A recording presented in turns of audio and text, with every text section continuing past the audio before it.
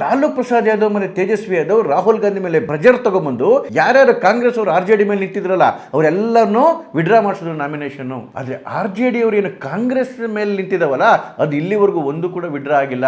ಅದರಲ್ಲಿ ಅನೇಕ ಕ್ಷೇತ್ರಗಳು ಕಾಂಗ್ರೆಸ್ನ ಬಾಹುಳ್ಯ ಇರ್ತಕ್ಕಂಥ ಕ್ಷೇತ್ರಗಳು. 2 ಕ್ಷೇತ್ರ ಈಗ ಅಟ್ ಪ್ರೆಸೆಂಟ್ ಕಾಂಗ್ರೆಸ್ನ MLA ಇರ್ತಕ್ಕಂಥವು. ಅದ್ರ ಅರ್ಥ ಏನು ಅಂತ ಹೇಳಿದ್ರೆ ಕಾಂಗ್ರೆಸ್ಗೆ ಕೊಟ್ಟಿರೋದು 61, ಅದರಲ್ಲಿ 10ರಲ್ಲಿ ಮತ್ತೆ ಫ್ರೆಂಡ್ಲಿ ಫೈಟು. ಅಂದ್ರೆ ಕಾಂಗ್ರೆಸ್ಗೆ ಉಳಿಯೋದು ಕೇವಲ 51 ಸೀಟು.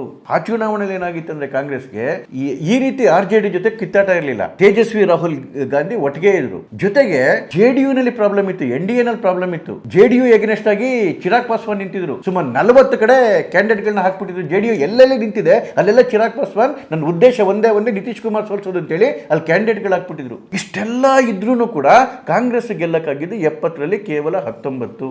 ಈ ಸರಿ RJDನೇ ಉಲ್ಟಾ ಹೊಡಿತಾ ಇದೆ. ಜೊತೆಗೆ NDA ವಿಪರೀತ ಸ್ಟ್ರಾಂಗ್ ಆಗಿ ಒಟ್ಟಿಗೆ ನಿಂತುಬಿಟ್ಟಿದ್ದಾರೆ. ಇವತ್ತು ನಿತೀಶು, BJP, ಚಿರಾಗ್ ಪಾಸ್ವಾನ್, ಮಾಂಜಿ, ಕುಶವಾಹ ಎಲ್ಲ ಒಟ್ಟಿಗೆ ಒಂದು ಸಿಂಗಲ್ ಫೋರ್ಸ್ ತರ ನಿಂತುಬಿಟ್ಟಿದ್ದಾರೆ.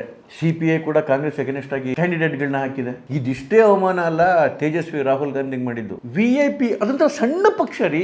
ಆ VIP ಪಕ್ಷದ ಮುಖೇಶ್ ಸೈನಿನ ಡೆಪ್ಟಿ CM ಅಂತ ಹೇಳಿ ಕಾಂಗ್ರೆಸ್ ಕೂಡ ಒಪ್ಕೊಂಡ್ಬಿಟ್ಟಿದೆ. ಹಾಗಾದ್ರೆ ಇನ್ನೊಂದು ದೊಡ್ಡ ಪಕ್ಷ ಕಾಂಗ್ರೆಸ್ಗೆ ಡೆಪ್ಟಿ CM ಇಲ್ಲ.